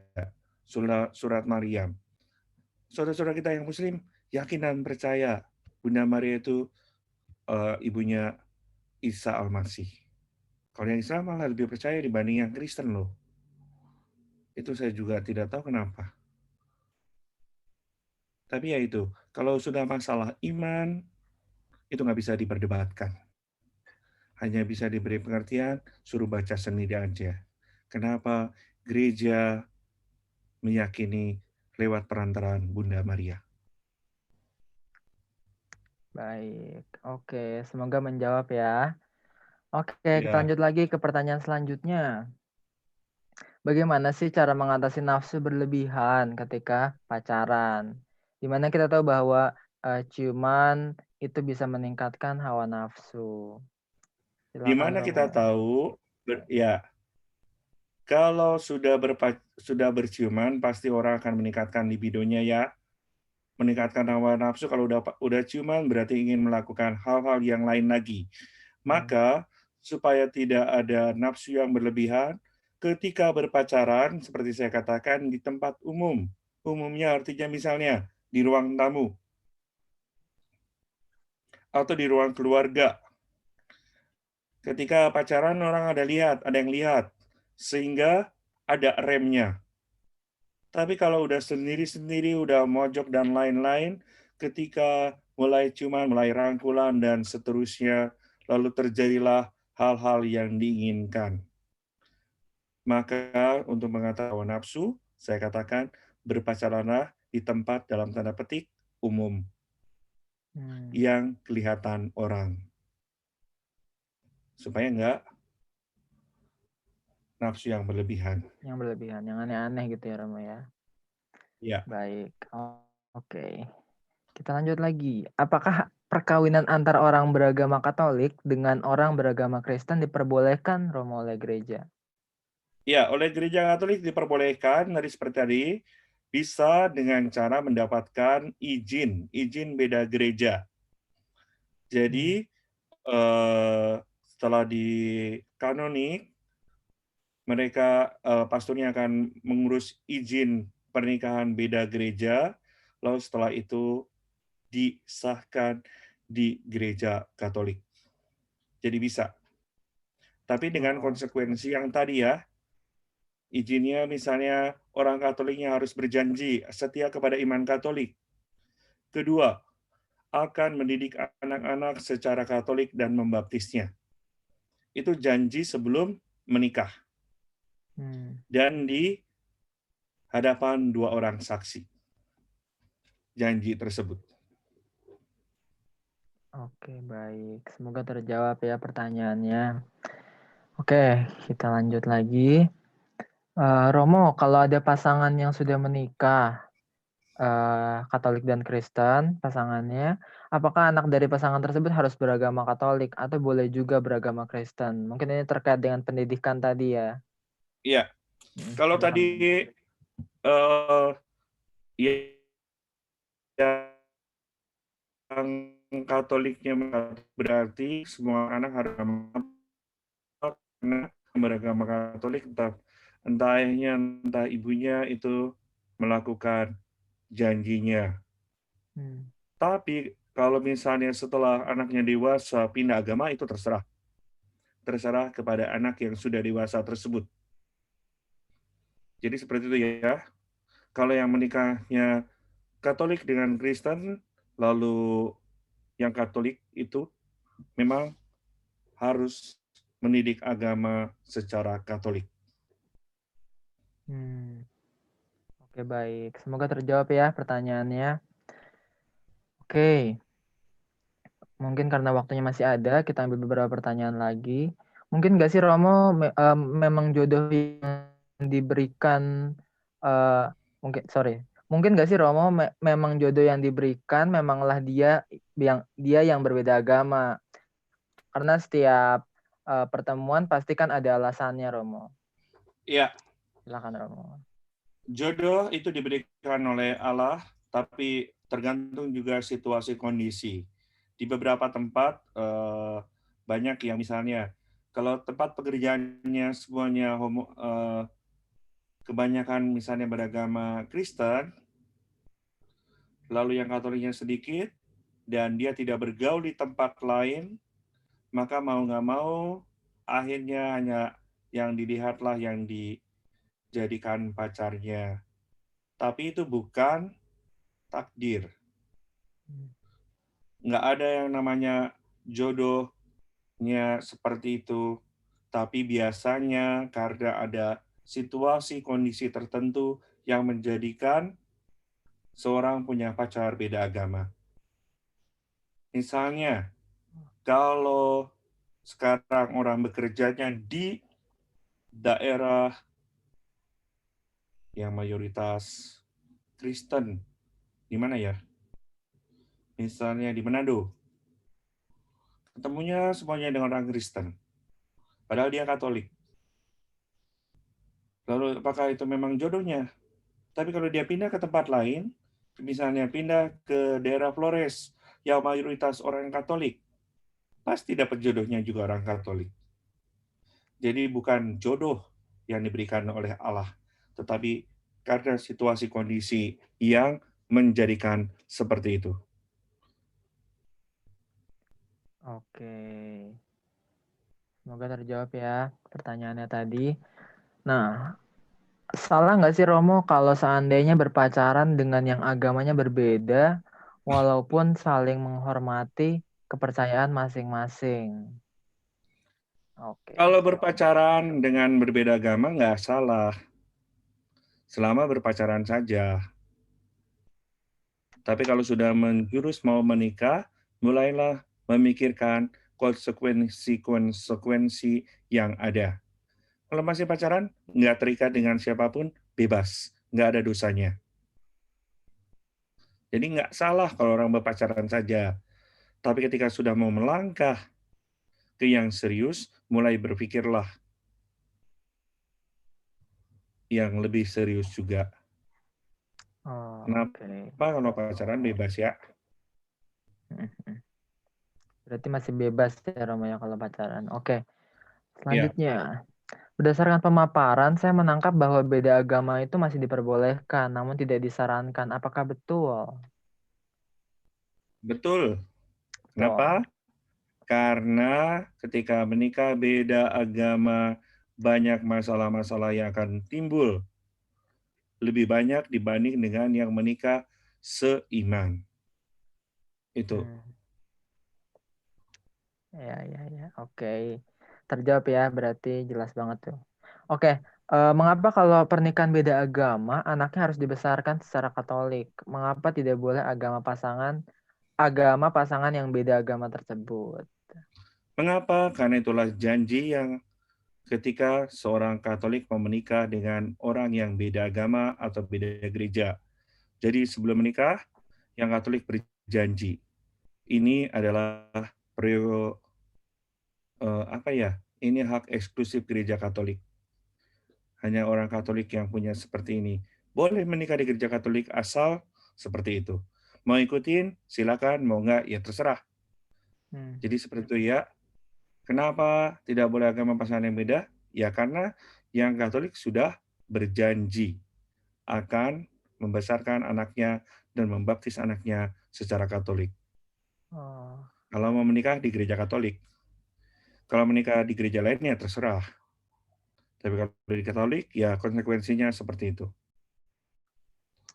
Baik, oke. Romo mau tanya, kalau pacar non-Katolik yang taat, kita yang Katolik, oh maaf, Romo mau tanya kalau pacar non-Katolik yang taat, kita yang Katolik, gimana nih supaya tetap kuat mempertahankan iman? Iya, kalau kita yang Katolik ketika mau misalnya yang sudah ayo kita ke gereja, lalu yang Katolik mengatakan, ayo kita ke gereja Katolik. Kalau nggak mau, ya sudah, putusin aja. Kenapa? Kalau sudah mulai mencangkut iman, kalau kitanya nggak kuat, pasti kita akan mudah terbawa arus. Apalagi kalau misalnya udah di gereja Katolik semuanya membosankan, nggak ada tepuk tangan, nggak ada rame-ramenya, dan sebagainya. Oke. Oke. Kita lanjut ke pertanyaan selanjutnya. Pacaran backstreet dari orang tua dosa nggak sih, Romo? Backstreet tuh berarti diem-diem ya, nggak ngomong-ngomong ke orang tua. Ya, Gimana nih, kalau Romo? pacaran itu nggak dosa sejauh tadi normal dan sehat. Yang sehat dan normal tadi sudah diberitahu ya, nggak ada dosanya. Cuma berarti ini tidak dewasa. Hmm. Kalau sudah mulai dewasa, berpacaran, orang tua pun harusnya diberitahu. Kalau mulai dewasa, ini masih kekanak-kanakan. Atau karena ada sesuatu hal yang tidak mau diketahui orang tua, biasanya backstreet ini kalau beda agama, beda gereja, dan sebagainya ya. Oke. Kita lanjut lagi. Kriteria atau batasan moral dalam perilaku pacaran itu gimana, Romo? Apakah kissing itu apa sih atau petting itu apa sih? Aduh Gusti Allah, masa mahasiswa nggak tahu kissing dan petting? Kalau kissing ya ciuman, kalau petting adalah meraba-raba sampai Berapa? menjurus ke meraba-raba dan sebagainya, sampai menjurus ke hubungan seksual. Hmm. Tapi belum sampai hubungan, itu petting ya. Ya. Rasanya pasti kalian lebih tahu lah. Lalu batasan moralnya apa? Ya tidak melakukan yang kebablasan itu. Hmm. Kalau misalnya eh, sekali-sekali dicium, entah keningnya, entah bibirnya pada saat ulang tahun dan di hadapan orang, silakan. Normal. Tapi setelah itu selesai. Nggak keterusan. Hmm. Seperti itu ya. Oke, lanjut. Oke. Bagaimana ya, Romo, jika menikah beda agama di Belanda, lalu didaftarkan ke catatan sipil, apakah dalam gereja mengakui pernikahan tersebut? Menikah di luar negeri Nanti berarti. kalau menikah beda agama di gereja Katolik, di catatan sipil, gereja mengakui. Tapi kalau menikah beda agama hanya di sipil, di catatan sipilnya Belanda, lalu dicatatkan di Oh. catatan sipil Indonesia, gereja belum mengakui pernikahannya. Kalau hanya sipil. Jadi beda itu. Kalau hanya menikah beda agama, boleh saja menikah beda agama. Kalau di catatan sipil saja, itu belum sah. Oke. Dan dicatatkan catatan sipil Indonesia, boleh dicatatkan. Tapi itu belum sah secara gereja. Kalau hanya di catatan sipil. Baik. Berarti harus di gereja juga ya di Belandanya. Iya. Gitu. Oke, lanjut. Apakah pacaran harus berakhir mungkin ya, berakhir pada perkawinan yang sah atau boleh mencoba apakah cocok sama dia atau tidak? Kalau tidak ganti gitu. Ya, Gimana kalau nih, Romo? pacaran, tidak semua pacaran harus berakhir dengan perkawinan. Apalagi kalau masih muda, pacaran adalah semakin mengenal diri orang lain, diri eh, pasangannya. Kalau nggak cocok, ya ganti.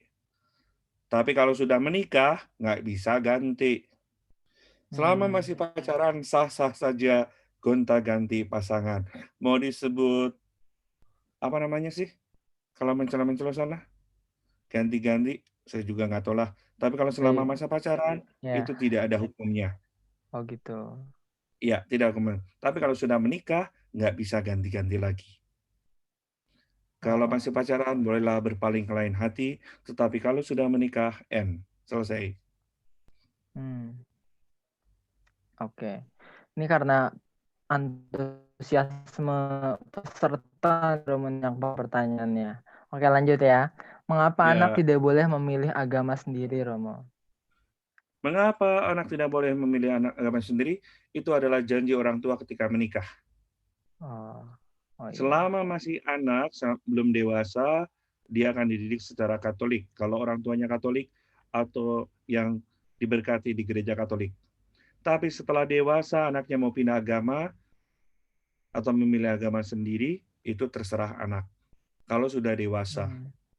Dewasa artinya setelah dia bisa mikir, sudah dewasa, udah lepas dari orang tua, lalu mereka memutuskan pindah agama, ya sudah, mau diapain lagi. Tapi selama masih dalam keluarga, masih dalam pengawasan orang tua, nggak bisa milih agama. Baik. Oke, kita lanjut ke pertanyaan berikutnya. Saya punya teman Katolik yang ingin berpindah agama. Bagaimana saya meyakinkan kepada teman saya apakah ia sudah benar-benar sungguh meninggalkan agama Katolik? Apa yang harus diomongin nih Romo ke dia kira-kira? Iya, lalu harusnya ditanyakan kenapa dia pindah agama. Saya nggak bisa tahu ya kenapa dia berpindah agamanya, kenapa. Harus dijelaskan dulu.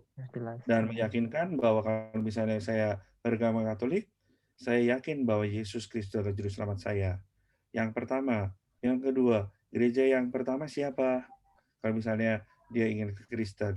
Gereja yang pertama adalah gereja Katolik. Karena itu gereja-gereja yang setelahnya pasti ada bedanya dengan yang pertama.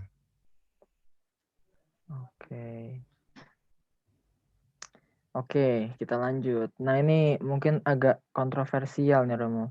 Cinta diciptakan untuk menyatukan perbedaan, meskipun agama yang menjadi perbedaannya. Apakah benar, Romo?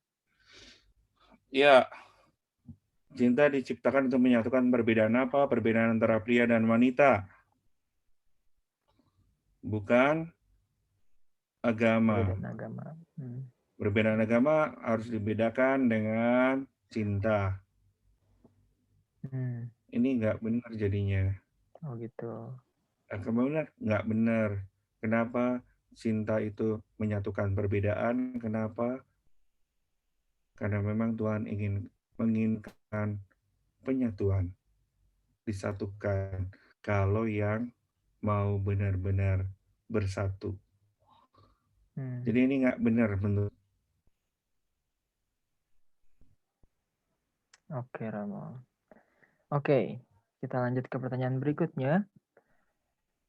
Selain yang sudah dijelaskan tadi, apa masih ada konsekuensi bagi yang akan menikah beda agama, Romo?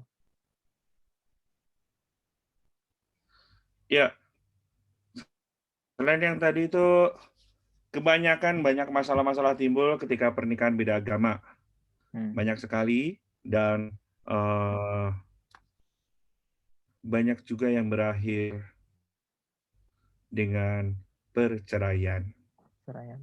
Walaupun di gereja tidak boleh bercerai, tapi kalau secara sipil kita bisa intervensi ke pemerintah ya, ke negara. Kenapa? Karena memang ternyata kalau sudah beda keyakinan, misalnya begini ya, yang paling jelas, kalau dalam gereja Katolik kan sifatnya monogami, satu pria, satu wanita. Kalau di gereja Kristen harusnya sama. Kalau dengan agama Islam, beda. Satu pria bisa 4 wanita, poligami. Tapi kalau lebih dari 4, menurut Ustadz siapa ya? Yang satu harus diceraikan, baru boleh nikah lagi. Tapi kan enggak di dalam gereja Katolik. Jadi lebih banyak masalah yang akan timbul kemudian. Oke. Selanjutnya, 3 pertanyaan terakhir. Romo, apakah kalau menikah dengan pasangan yang beda agama tapi sudah pindah ke agama Katolik, apakah itu sah atau masih berdosa? Ya, kita nggak ngomongin berdosa ya. Kalau orang menikah dengan pasangan beda agama, lalu dapat saksi, dapat dengan Buddha, lalu sudah dapat dispensasi, sah perkawinannya. Lalu setelah itu yang beragama Buddha pindah ke Katolik, perkawinannya tetap sah. Jadi tidak ada hubungannya dengan dosa. Yang dosa, yang tidak sah, itu kalau orang Katolik menikah di luar gereja Katolik. Menurut pandangan Katolik itu tidak sah dan berdosa. Baik. Oke. Selanjutnya, kalau misalnya saya sebelumnya Kristen dan mau pindah ke Katolik sebelum menikah, bisa atau tidak, Romo? Bisa saja kalau mau menjadi Katolik, tapi harus mengikuti proses katekumen. Jadi ada pelajaran-pelajaran tentang gereja Katolik, tentang sakramen-sakramen. Oke. Jadi seperti itu ya, boleh. Bisa? Bisa jawabannya. Bisa ya, oke. Pertanyaan terakhir, mungkin karena keterbatasan waktu, kalau pindah agama itu dosa atau tidak nggak sih, Romo? Kalau menurut, nanti dulu pindahnya kemana? Kalau menurut orang Katolik, orang pindah ke agama Katolik, berarti saya katakan tadi bertobat. Tapi kalau pindah agama, dari misalnya Katolik menjadi orang lain, menurut kita akan murtad. Dosa atau tidak, kita menganggapnya murtad, dan tadi bertobat. Dosa atau tidak itu bukan urusan kita, tapi urusannya Tuhan. Ya, jadi harus dibedakan sedikit. Oke, mungkin karena keterbatasan waktu, mohon maaf untuk 3 pertanyaan terakhir belum bisa kita jawab. Oke. Saking banyaknya yang antusias nih untuk terhadap temanya, jadi mohon maaf ya, tidak bisa dibahas dulu. Oke. Baik teman-teman semua, Romo Haris, kita sudah sampai di penghujung acara webinar KMK Prasmul episode 1 dengan judul Is He or She the Right Person? Tagline-nya seamin tapi tak seiman, tentang pacaran beda agama. Kita telah mendengarkan pemaparan yang sangat insightful banget nih, dan juga sesi Q&A yang seru dan menarik ya, dengan pembicara kita pada malam hari ini, Romo Yohanes Haris Anjaja OSC. Nah, karena tadi dibuka dengan doa pembuka, webinar ini akan ditutup dengan doa penutup. Doa dan berkat penutup ya. Romo Haris jika berkenan bisa memimpin doa penutup dan memberkati para peserta pada malam hari ini. Baiklah, mari kita berdoa dalam nama Bapa dan Putra dan Roh Kudus. Amin. Puji syukur kami aturkan kepada ya Tuhan atas rahmat dan berkat yang telah Kau limpahkan kepada kami. Bapa di surga, kami telah membicarakan mengenai masa muda kami berpacaran, juga untuk masa depan kami dalam hidup perkawinan. Semoga Engkau memberikan yang terbaik pada kami, setelah kami mengetahui apa yang seharusnya kami lakukan dalam hidup ini. Semoga pertemuan ini menambah wawasan kami dalam hidup beriman, hidup menggereja. Ya Tuhan, terima kasih atas semuanya, atas semua berkat yang telah kami terima. Sebentar kami akan berpisah. Semoga Kau berkati kami semuanya, istirahat malam hari, berkat yang berlimpah. Tuhan sertamu juga. Kita semua dilindungi, dibimbing, dan diberkati oleh Allah yang Maha Kuasa, Bapa dan Putra dan Roh Kudus. Amin. Oke. Selamat malam semuanya. Selamat malam Romo. Terima kasih ya Terima Romo. kasih. Oke, sebelum kita leave, mungkin bisa kasih reaction dulu nih sekali lagi buat Romo Haris. Nah, terus habis itu kita foto bareng ya. Ayo dong, mulai dari sekarang nyalain kameranya biar kita bisa foto bareng.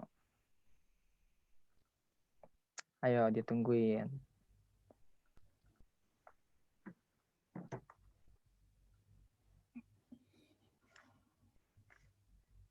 Mungkin operator atau dari tim, ya silakan. Ya. Baik, tunggu sebentar ya, yang biar on cam semuanya. Ya guys, on cam guys. Mungkin boleh yang belum on cam, bisa on cam dulu. Yang belum on cam, yuk on cam.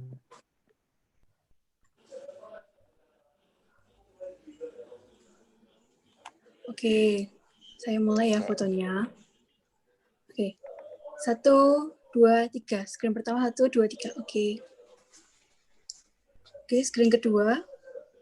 1, 2, 3. Oke. Terima kasih semuanya. Baik, Terima terima kasih Kristi. Thank you. Oke. Selamat malam semuanya.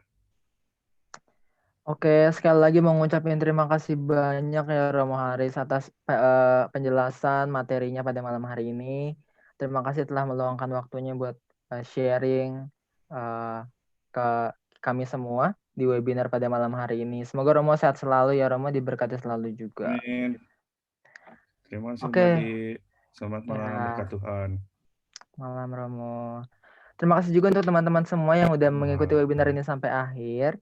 Semoga teman-teman bisa mendapatkan banyak insight baru ya yang bisa diterapkan di kehidupan teman-teman nanti. Jangan lupa juga untuk follow akun Instagram KMK Prasmul karena bakal banyak lagi kegiatan dan webinar selanjutnya yang nggak kalah seru nih dari webinar pada malam hari ini. Dan juga akan ada link feedback dari panitia yang bisa diisi sebentar aja sebagai evaluasi untuk kami sebagai panitia sehingga kami bisa membuat acara atau event yang lebih baik lagi ke depannya. Yang lebih seru dan lebih menarik lagi. Oke, selamat malam Sabtu semuanya. Have a nice weekend. Aku Jonathan Bernhard. Sampai jumpa di kegiatan KMK Prasmul yang berikutnya ya. See you all. Bye-bye. Malam semua.